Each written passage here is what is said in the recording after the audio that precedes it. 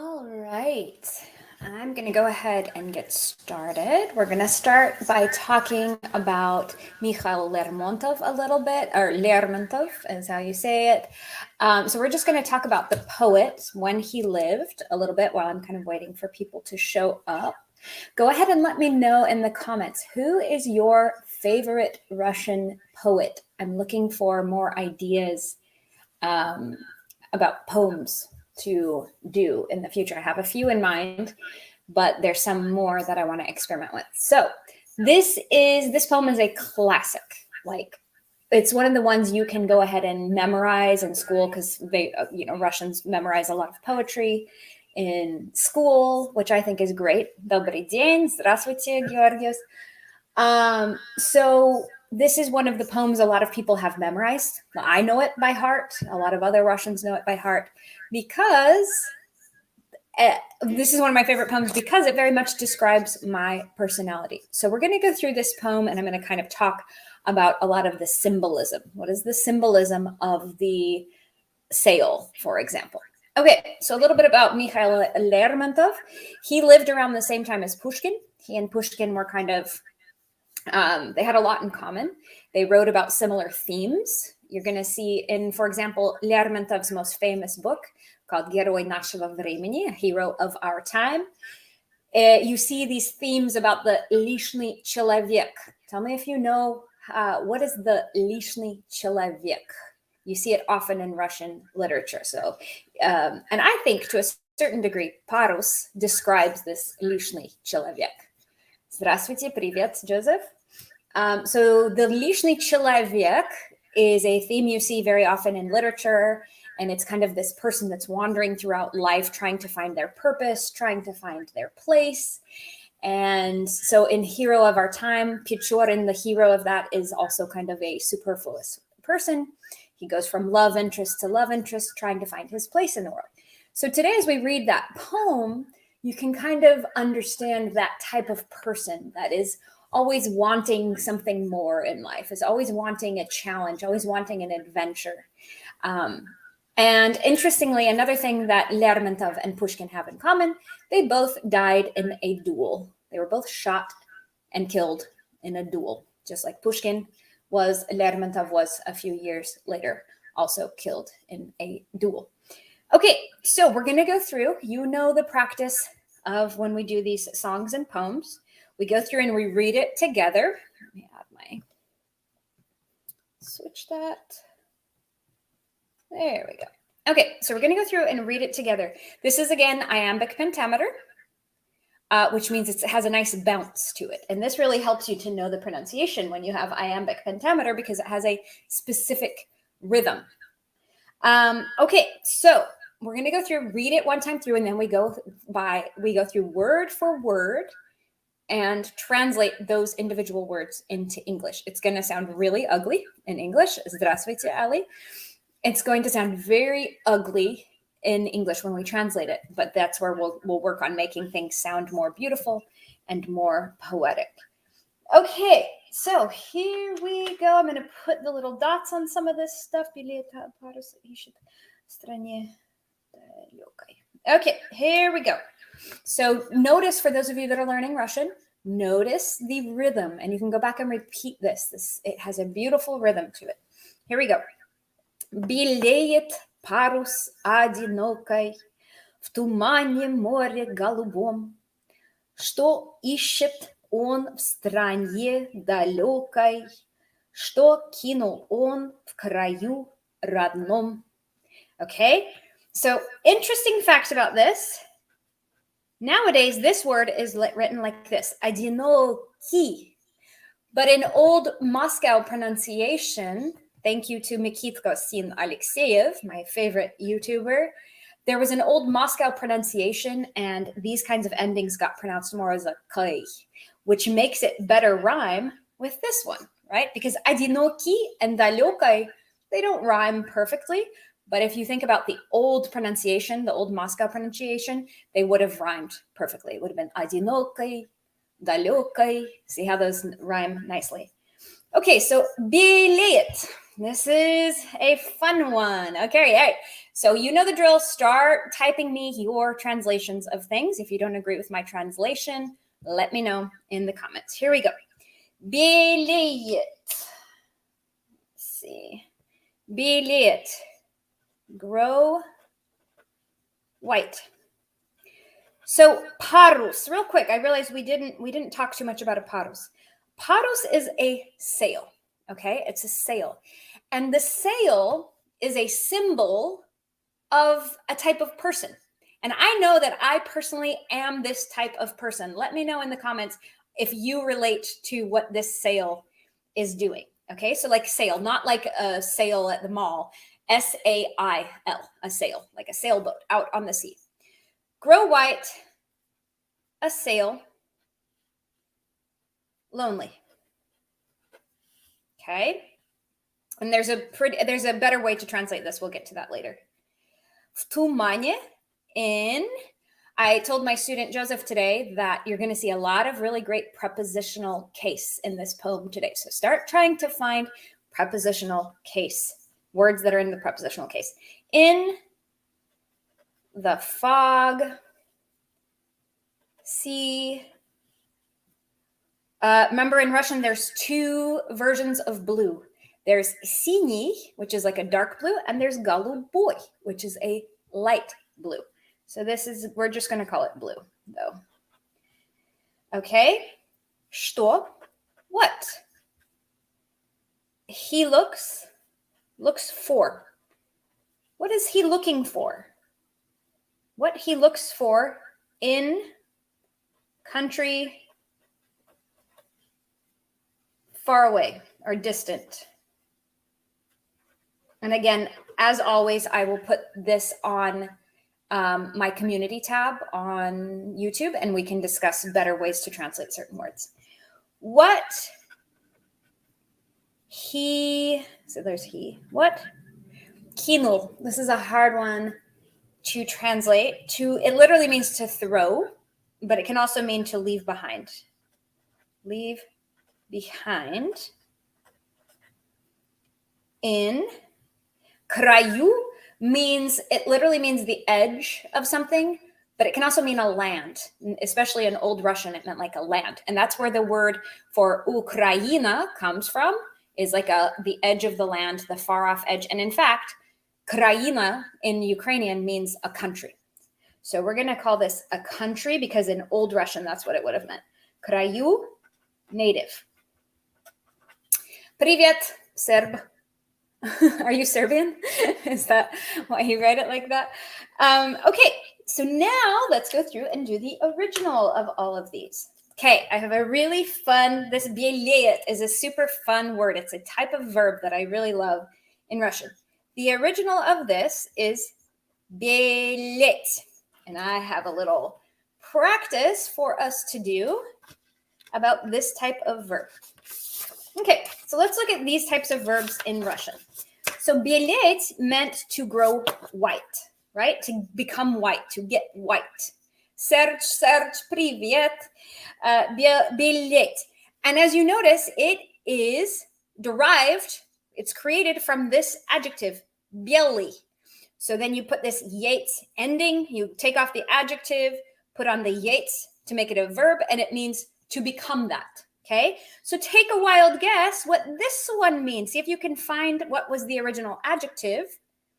And then what do you think it means? So what do you think was the original adjective? Стареть, стареть. What adjective did that come from? Any ideas? Any ideas? What adjective did it come from? Старый. Старый. So if белеть meant to grow white, what do you think стареть means? To grow old. Очень хорошо. This is one. Oh, you hear this all the time, especially with women. Толстеть. Толстеть. Я не хочу толстеть. So what's the adjective that came from? I don't want to get.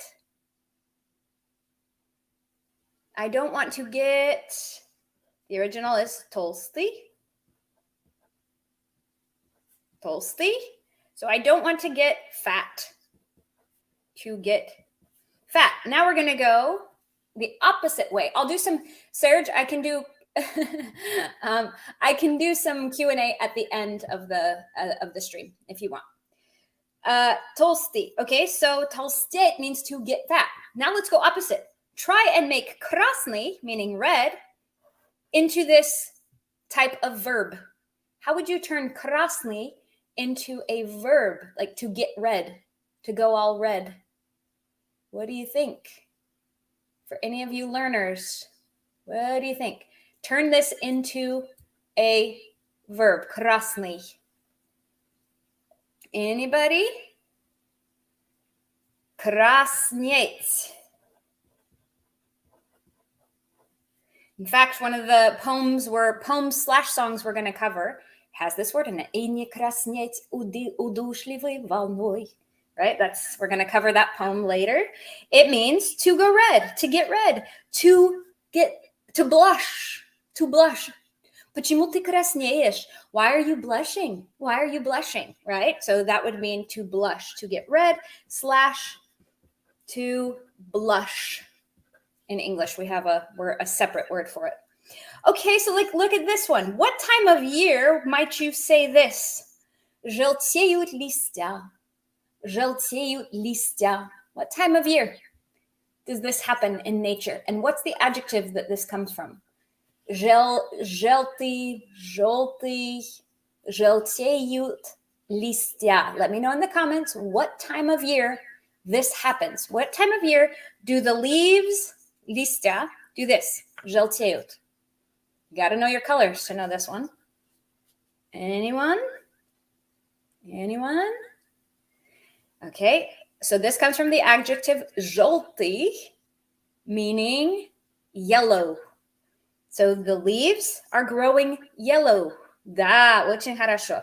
То это бывает осенью, in the fall. And then, do you guys remember the poem Медный всадник that we read? There's a line in it, we didn't cover it, but there's a line in it describing what St. Petersburg looked like before Peter the Great made it civilized. And it says, чернели избы здесь и там. Избы are like little huts, like little wooden huts that people, they're very primitive looking. They're not fancy houses. They're just little primitive houses. So what do you think this means? Избы, huts. Здесь и там. Чернели избы здесь и там. Who wants to try and translate that? I'll wait for it. Чернели избы здесь и там. This is what St. Petersburg. Good, Joseph. Black huts, but the huts are getting black because they're not taken care of. They're moldy. They're old, so they're growing black, right? Okay, очень хорошо. So that's fun. This is one of my favorite things in Russian language, that you can do fun stuff with adjectives and turn an adjective into a verb. Don't even get me started on verbs like this. Умничать. I love that. That's a really fun type of verb. Скромничать, умничать. Those are really fun verbs. We'll talk about those another time. Okay, back to our poem. So the original was белеть, to grow white. And here we have the conjugation of it.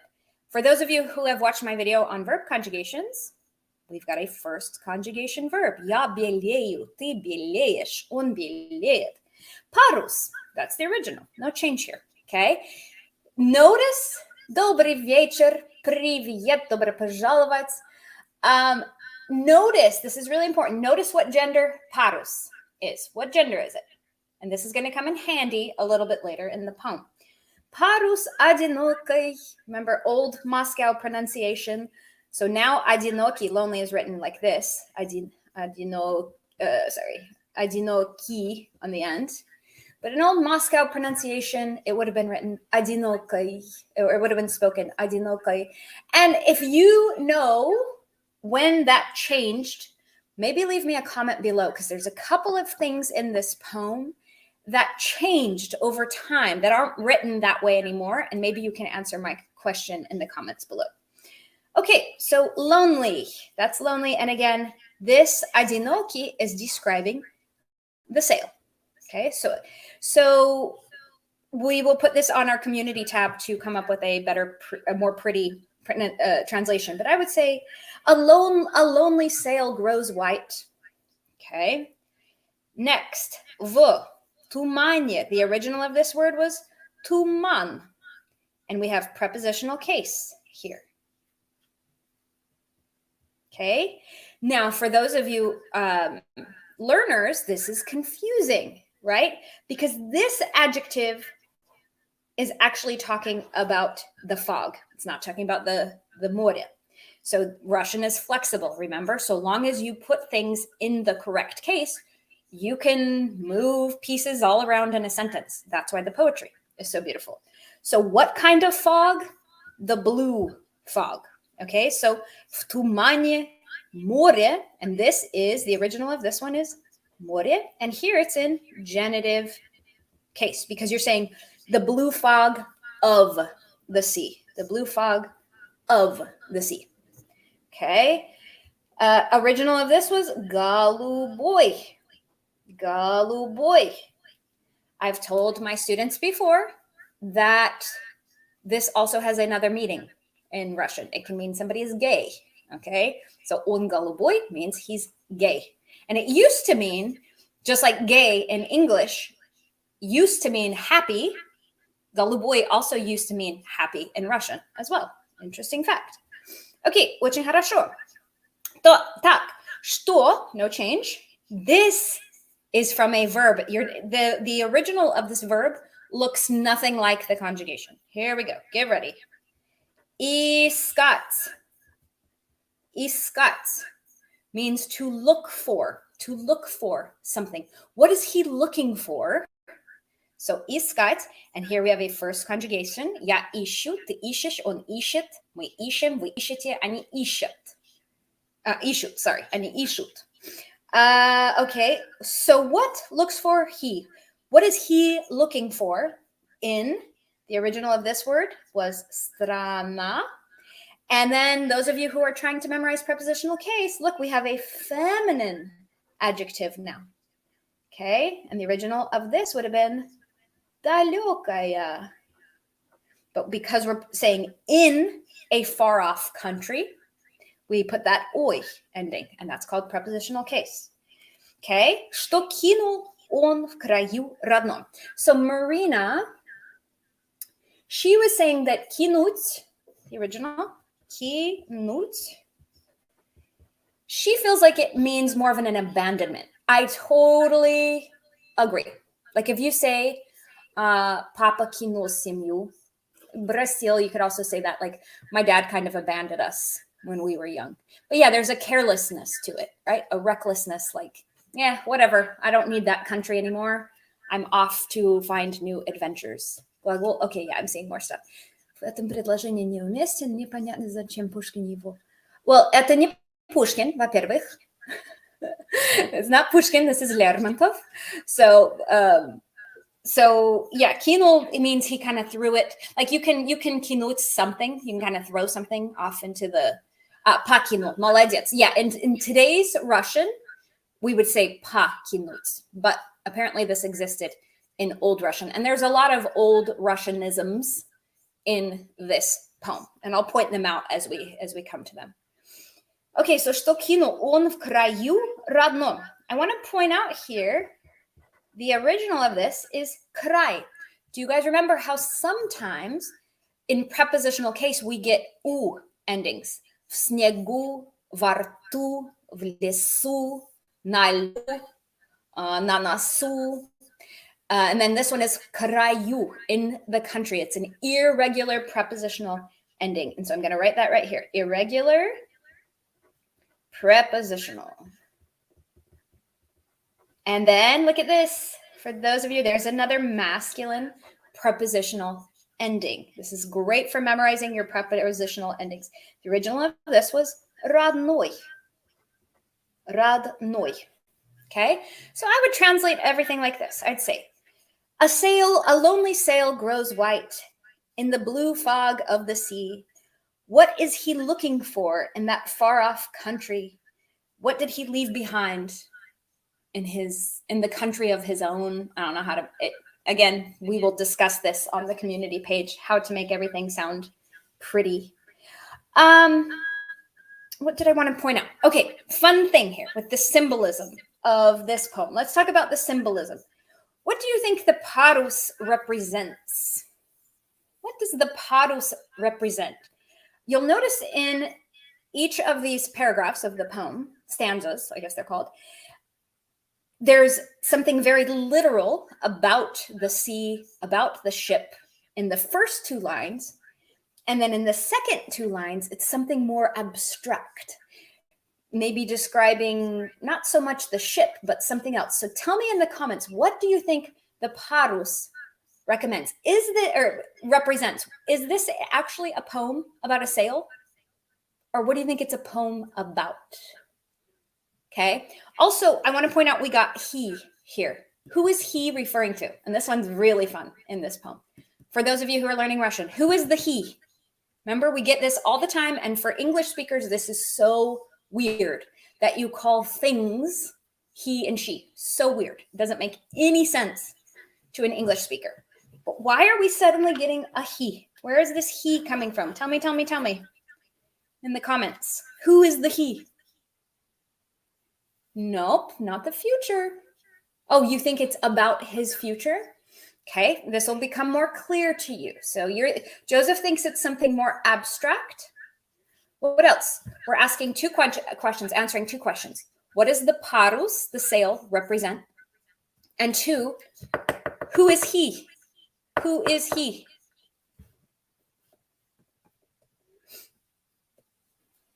Oh, good.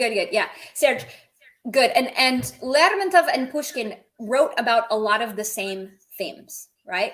So Евгений Онегин and герой нашего времени, они очень похожи. Правда? Узник, парус, очень похожие понятия. Молодец, Georgios.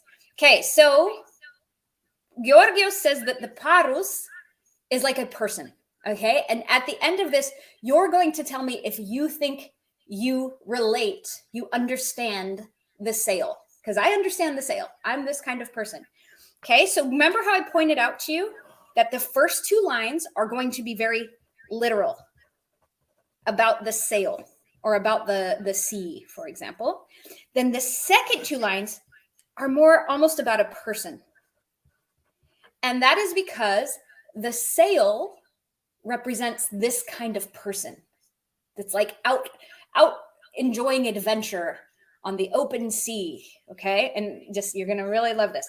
So now, honestly said, take one thinks that he is the fog. I can see how you would think that because fog is masculine.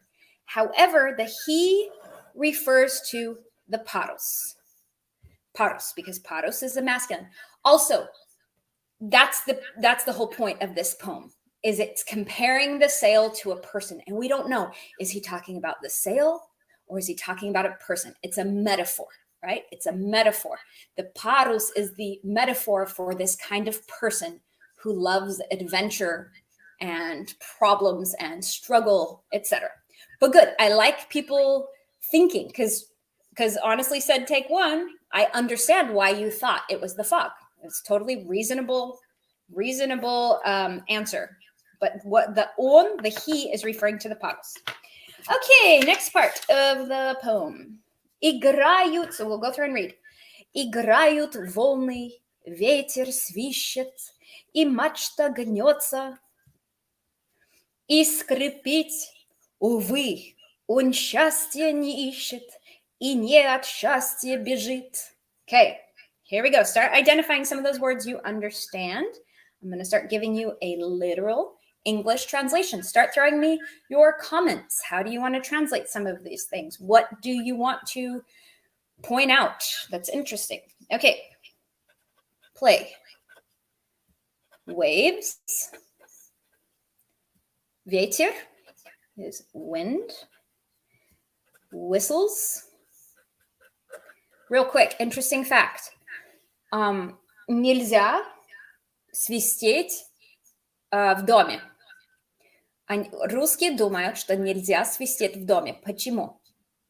Russians think that you're not supposed to whistle in your house. I've never understood this, but Russians, go ahead and comment in the comments. Why? Why do Russians, it's a superstition. Why do Russians think it's bad luck to whistle in your house? I've never understood that. Okay, here we go. So play, waves, wind, whistles, and machta. Machta. This is a fun one. So I don't know. Okay, so Michael, yes, that is true. But you're going to notice Michael Thorne says it's skripit and not skripit. People, these are not опечатки. These are not typos. So Georgios, he says you're not supposed to whistle in the house because денег не будет. You won't have any money.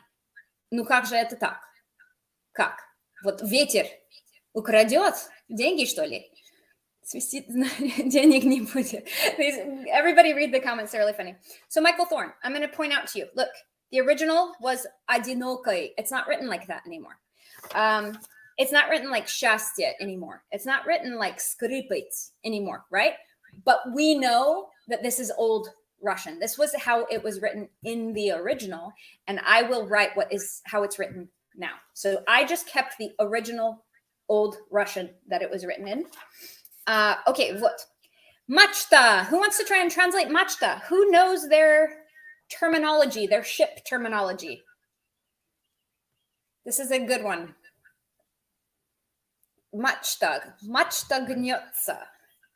This means to bend, bends, squeaks or creaks. Okay, who wants to translate? Yes, Michael, молодец. Do you know what it means? So for example, in English, mast, we don't talk about mast. However, in English, we do say on a regular basis the phrase half-mast.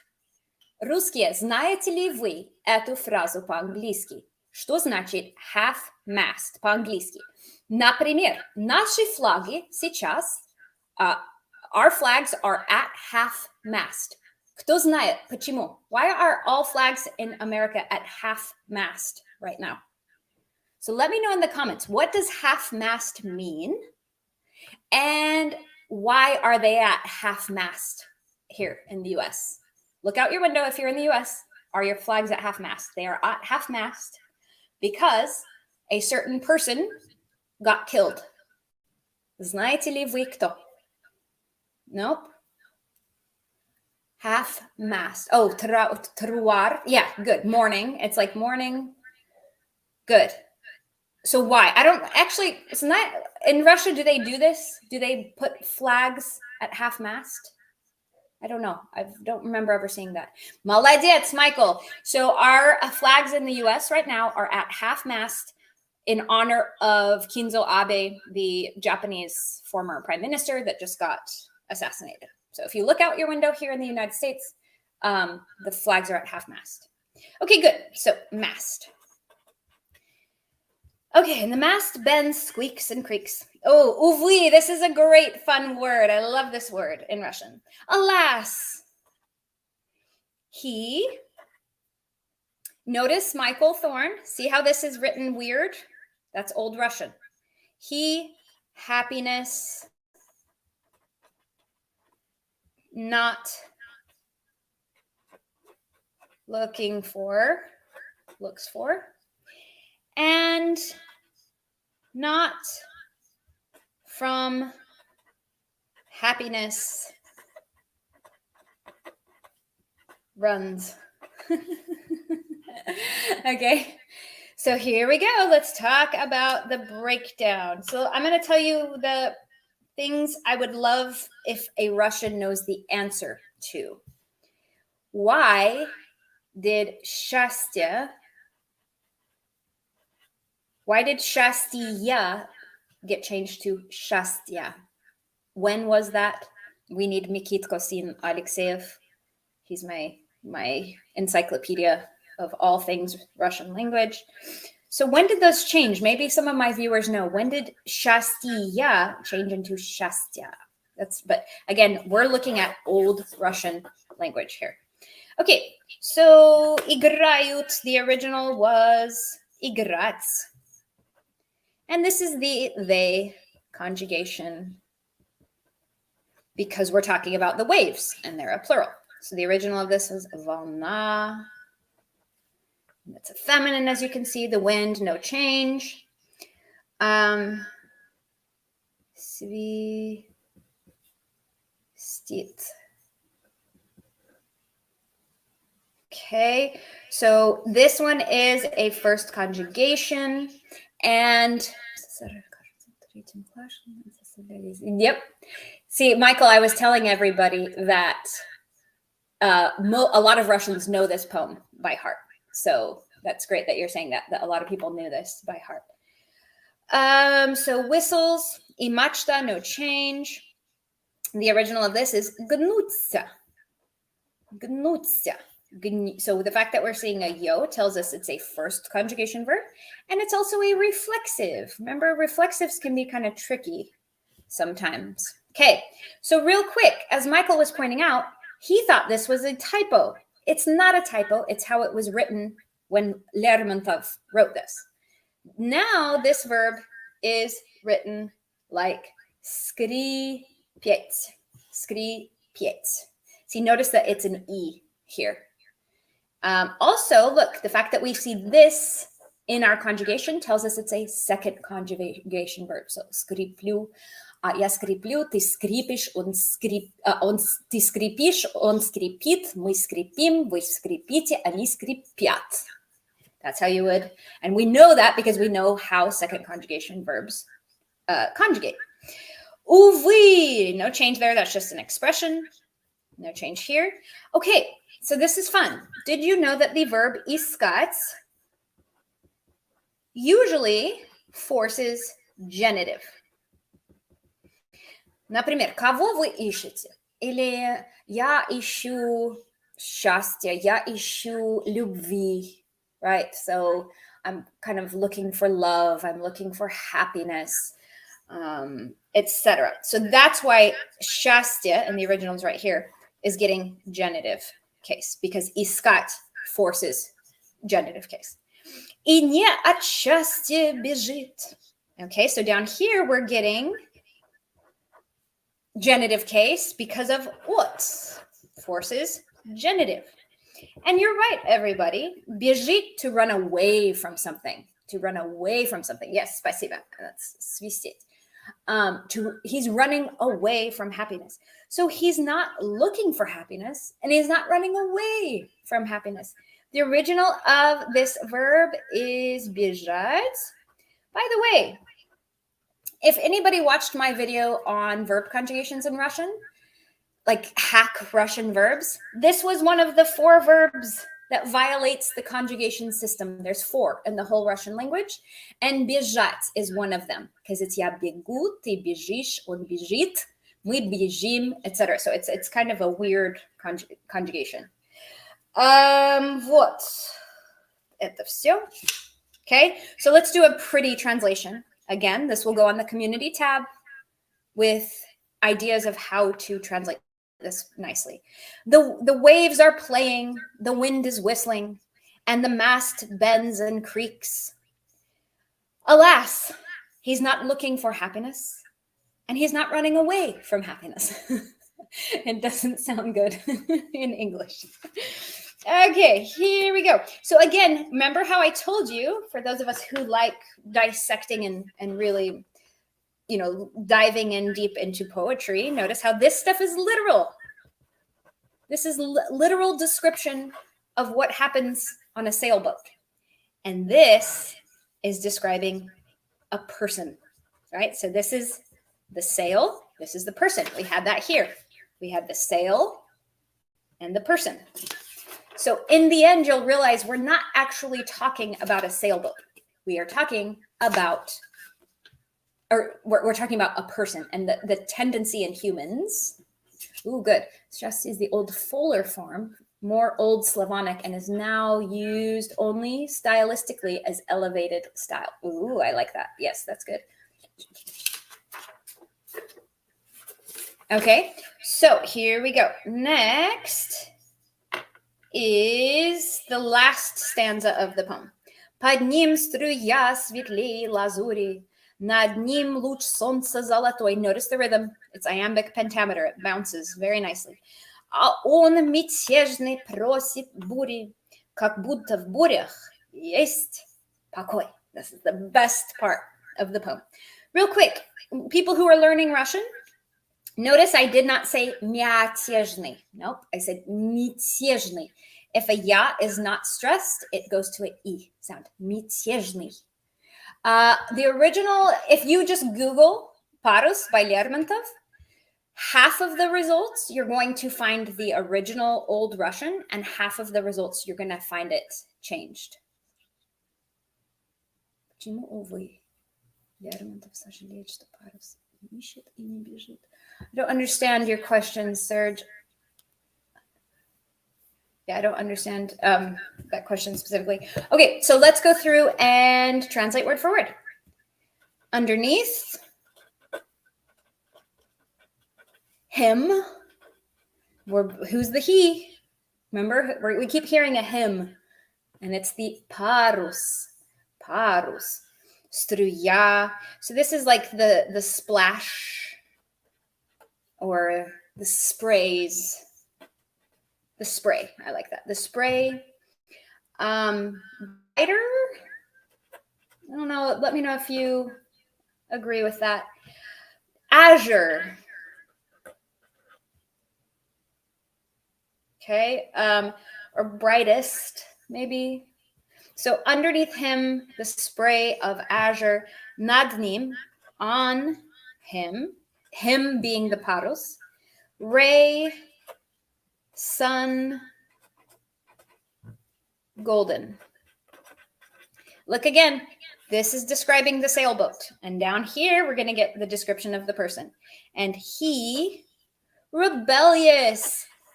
Оставьте комментарий, если вы были мятежным ребенком. Я была очень мятежной. И да, очень даже мятежной. Я была очень мятежной в юности. Let's see. Просит, asks for. And then бури is storms, or just a single storm. Как будто, this is a fixed phrase, and it means as if. As if in storms there is calm or peace. Okay, so here we go. Let's take it apart. Oh, I see what you're saying. So, увы is like a sigh of like, See, we don't have a good translation for увы in English because you have to say it with a certain intonation, like, what can you do? You know, like, because alas in English, nobody says that in normal speech. No, right? English speakers, do you ever say alas unless you're being ironic? Nobody really says alas. So увы is hard to translate. Okay, here we go. Let's take it apart. Под ним. Nim is the instrumental of он, underneath him. This is the instrumental. And then this is the original, the spray. Svidle. Okay, so this is a superlative in Russian. And in poetry, this is how you say like brighter. Brighter. And normally in spoken speech, you would say ye.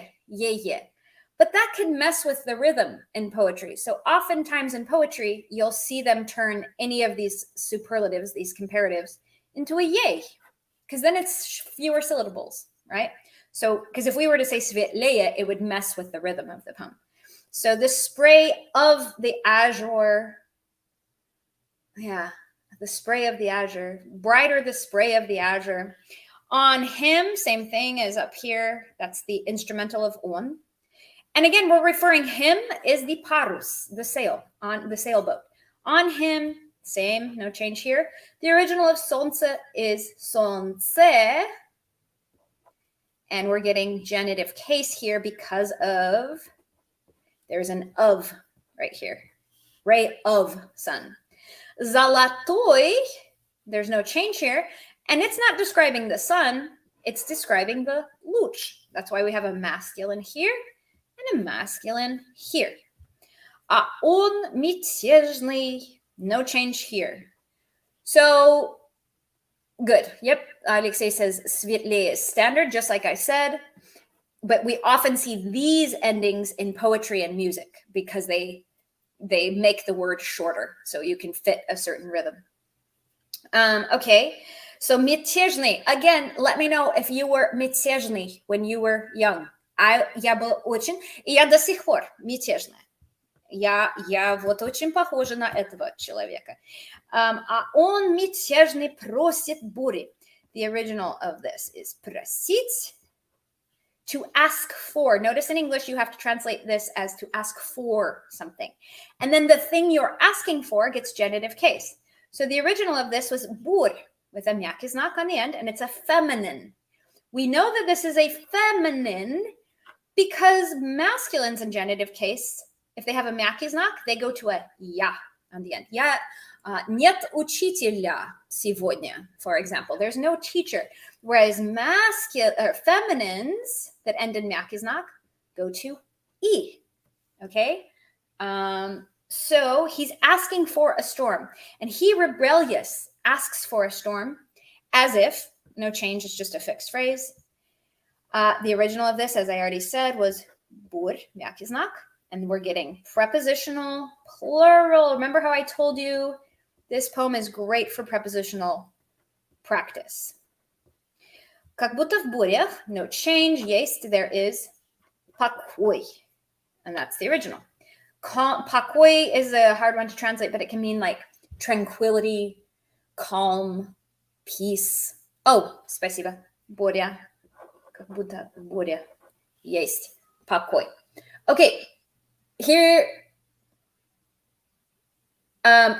we go. So notice again, we're describing the sail and we're describing the person.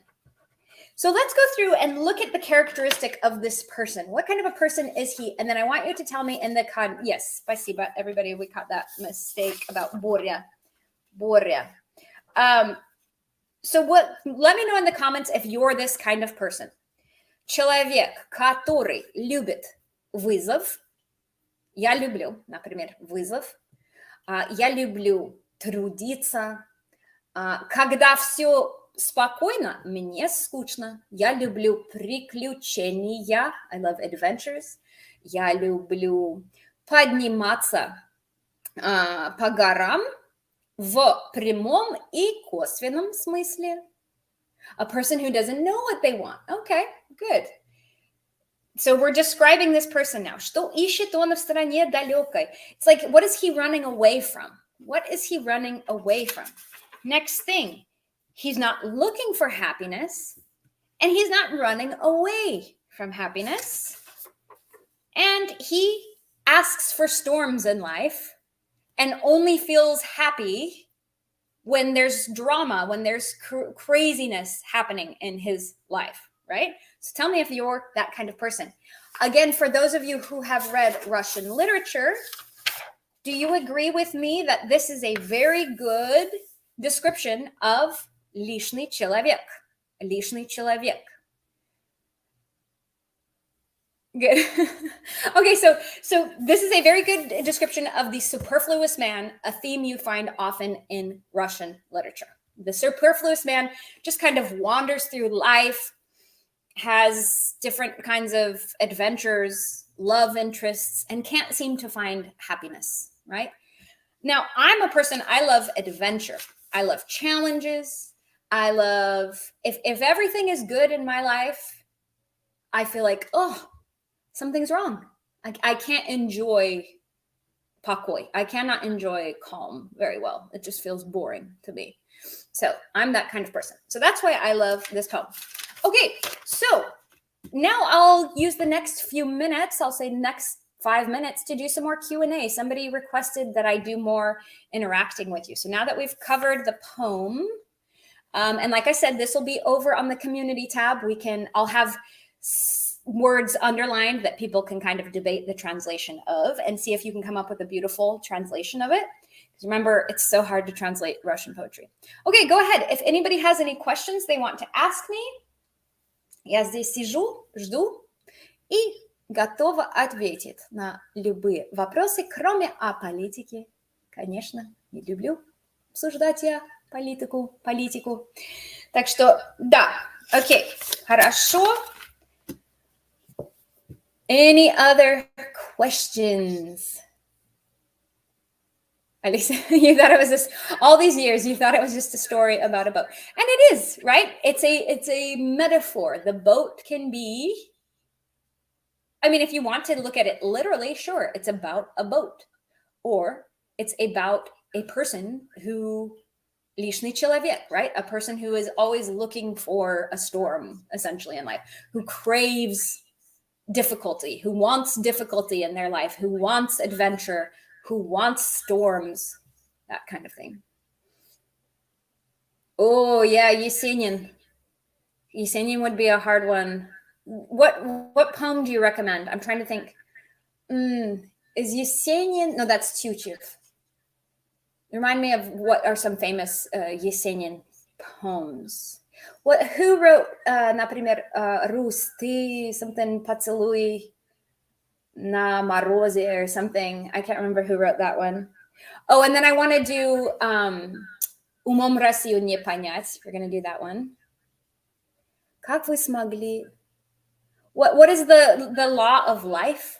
How can I ignore the law of life? Как вы знаете, что вы имеете в виду, Георгиус? Да, как я уже говорила, Сергей, я очень мечтаю побывать в Кижах. Это моя мечта. Я не могу умереть до того, как я увидела своими глазами Кижи. Это моя мечта. То есть давайте мы будем надеяться, что все устаканится с политикой, и будет такой возможность поехать когда-нибудь в Россию. How many languages do I know? So I'm fluent in Russian. Ukrainian, I'm a perfectionist, so I can function in Ukrainian. I can, speak. I speak Portuguese almost all day, every day. I'm not good at Portuguese, but I have to speak it because my mother-in-law only speaks Portuguese. She doesn't speak English. So I speak more Portuguese than I do Russian, unfortunately. So I can function in Portuguese. I can understand Spanish. I studied Arabic in college, so I can say some things in Arabic. Oh, I really love Farsi. I know just some phrases in Farsi. What else do I know? A little bit of Greek. I can speak a little bit of Greek. And am I missing anything? No, that's about it. Arabic, little bits of Arabic, Farsi, Greek, and that's it. Okay, what made me interested in Russian? Хороший вопрос. Я скажу вам одним словом. Литература. Литература. Русская литература. Russian literature. That's what made me interested in Russian. That's why you see me have so much love for poetry and the culture. Oh, just the literature. It's just so beautiful. Любимая книга. Окей. То есть это та книга, которая меня влюбила в русский язык, это «Лолита» Набокова. Да? Ну, конечно, это на английском, но он говорил, что русский язык, он пишет по-русски даже лучше, чем по-английски. И я думала, он так красиво пишет по-английски, мне надо знать русский язык, потому что вот. Окей, так, кроме того, очень люблю,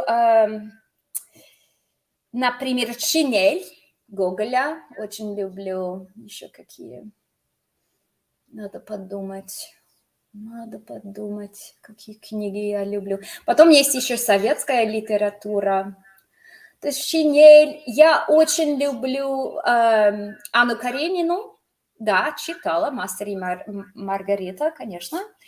Let's see. So я очень люблю Анну Каренину, но люди, я не люблю Толстого как человек. Очень не люблю его. Да, я читала «Мастер и Маргарита». Я читала. Спасибо, Майкл Thorne.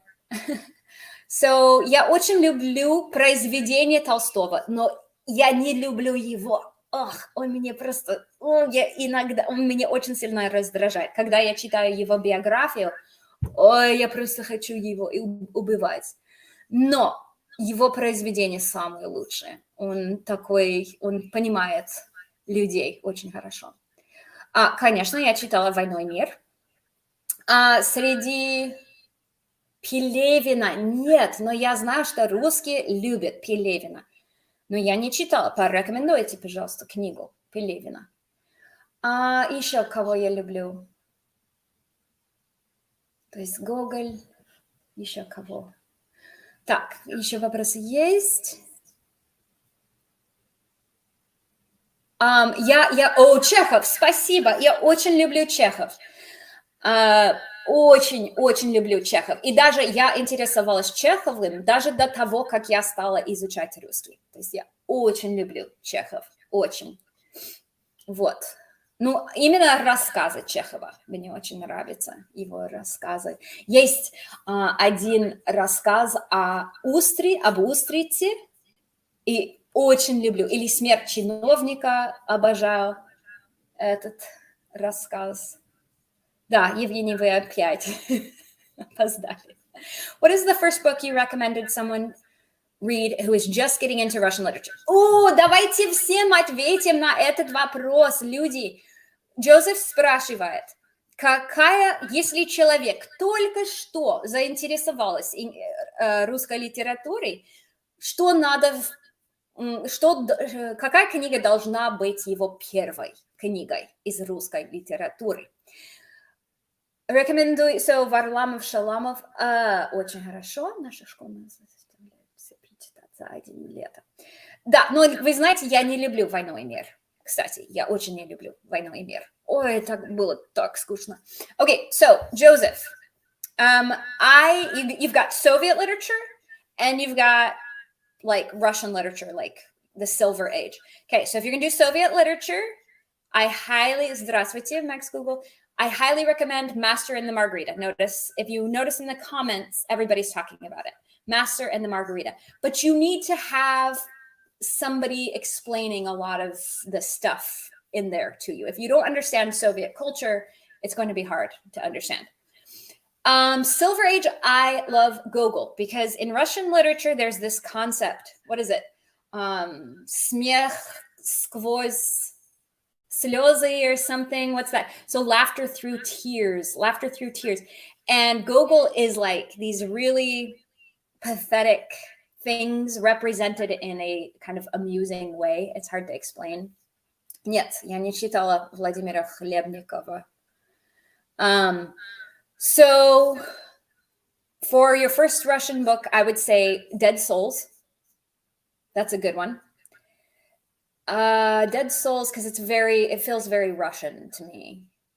Whereas some of Tolstoy's stuff, they could take place in any culture. Although, okay, you could read Anna Karenina, and you need to also read the book Natasha's Dance, which is it's a nonfiction book. It's about that time in history in Russia. Да, взрослый человек, образованный человек, который, может быть, он уже... Так, я отвечаю сейчас Евгению Онлайнову.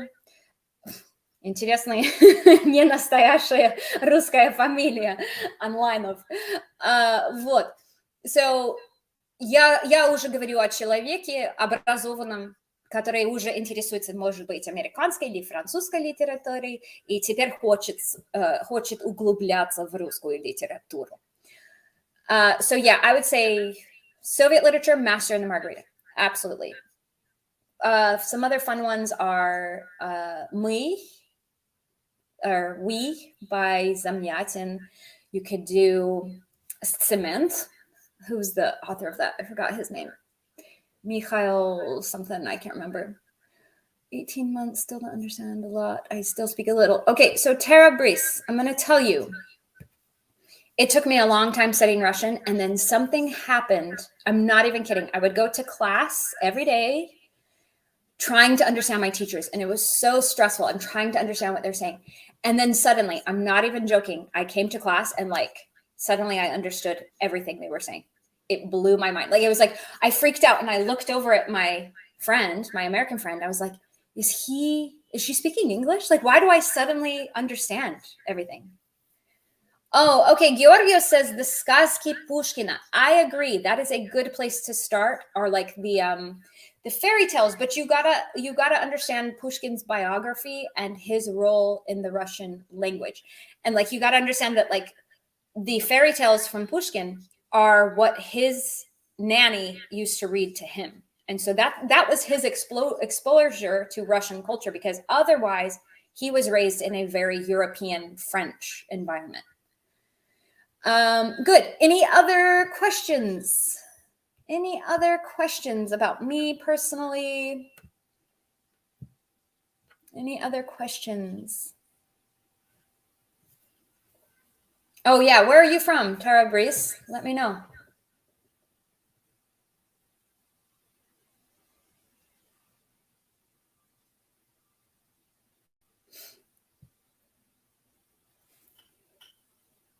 Yeah, and I think with Russian, the difficult thing is you'll start to understand it sooner than you start to feel like you know how to say what you want to say.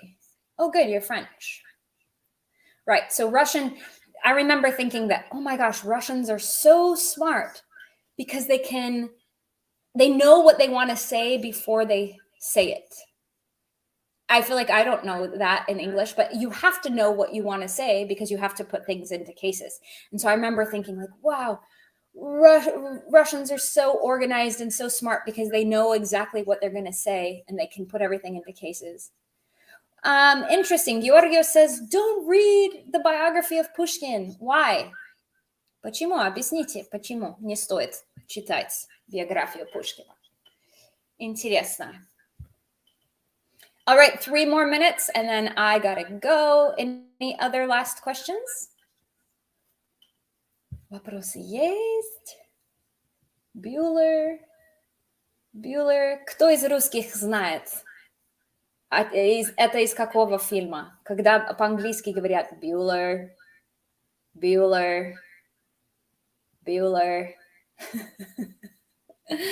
Кто знает, это из какого американского фильма? Terabase, yes, I still make mistakes with cases. Sometimes I'll forget, what gender. A lot of times if I'm learning a new word for the first time, I don't know what gender it is. And if you don't know what gender it is, you don't know how to put it in the right case. So yes, I'm still making mistakes.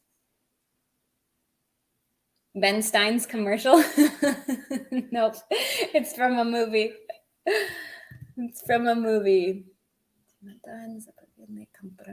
So Joseph, lots of people are giving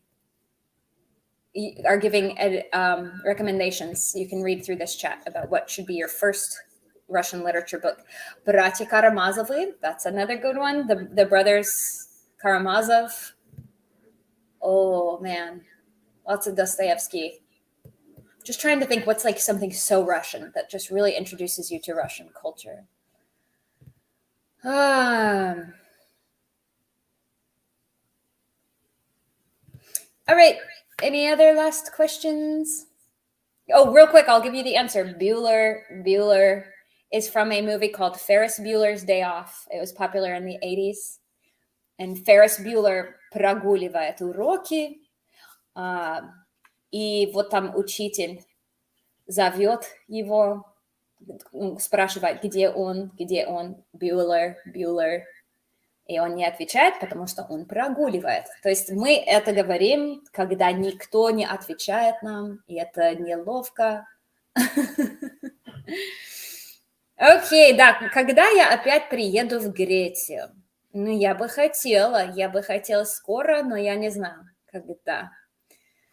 Да, я бы хотела в Грецию. Я очень хочу в Испанию, кстати. Любимая музыка?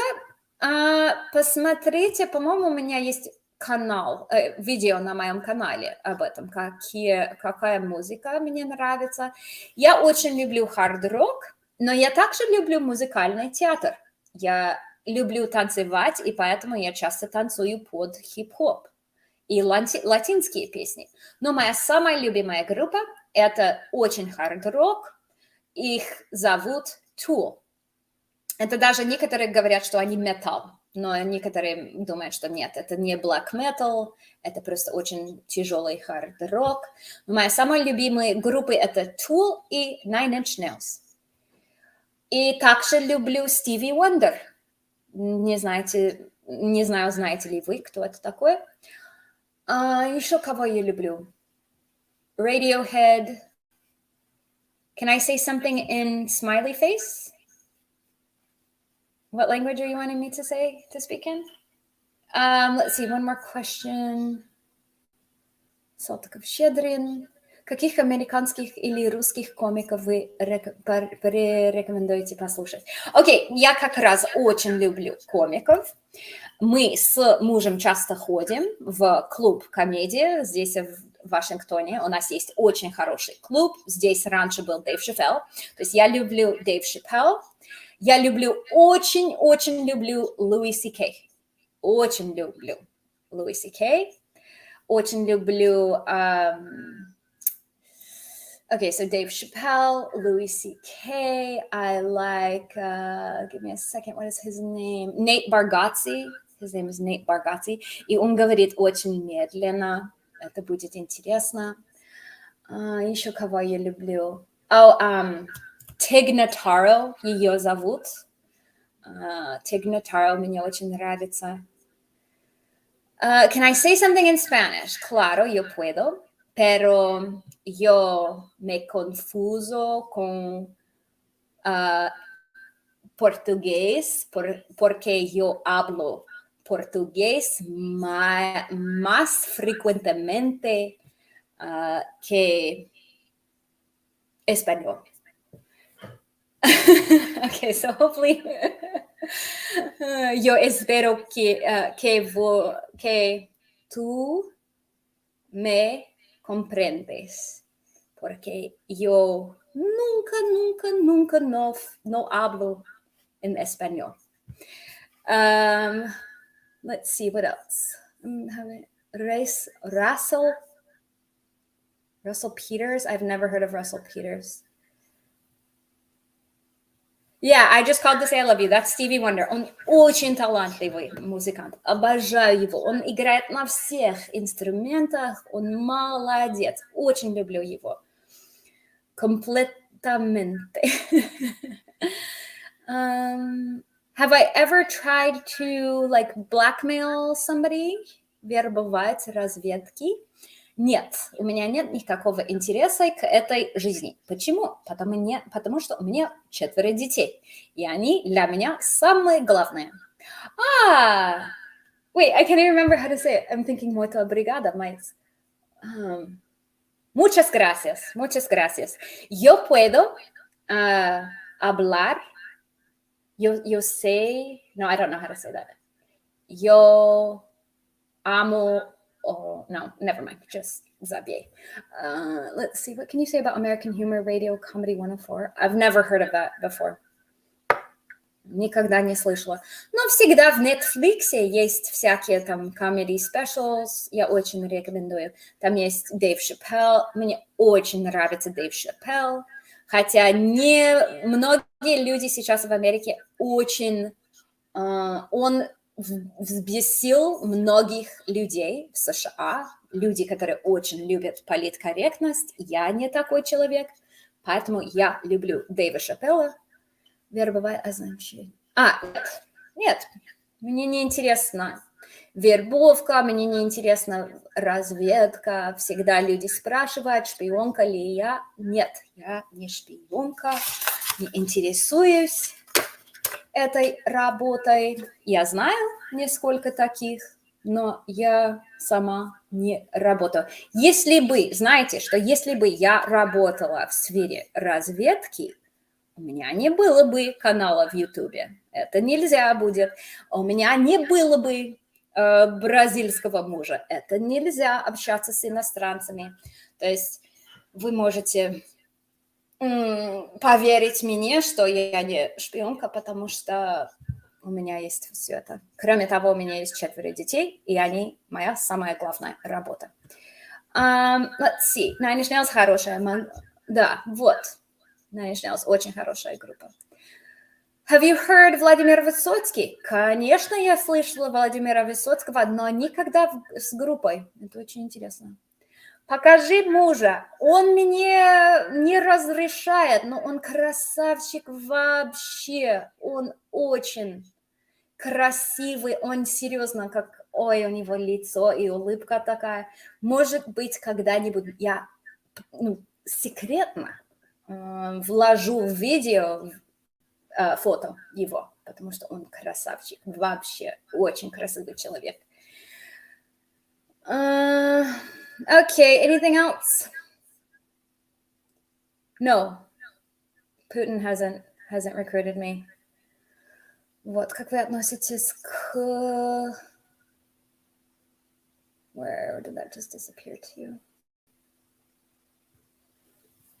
Алексей Леонидов, я сейчас поправлю ваш английский немножко, если вы мне дадите. I believe you. Без to. I believe you. I believe you. Да. Вот. Окей, это все. I'm going to put the poem on the community tab in YouTube. And I'm starting to... У меня сейчас в голове складывается несколько идей. Может быть, я начну клуб разговорного английского. Если это вас интересует, пишите мне, пожалуйста, в свой имейл, потому что мне надо просто знать, есть ли достаточно большая группа людей, которые интересовались бы такой группой, где мы практикуем английский. Потому что мне жалко, что, может быть, это очень скучно для вас. Вот. Окей, хорошо. Это все на сегодня. Увидимся на следующей неделе. Мы, наверное, возьмем музыку для следующей недели. Я сейчас принимаю ваши идеи, какую песню изучить вместе. Хорошо, это все. До свидания. Люблю, целую. Все.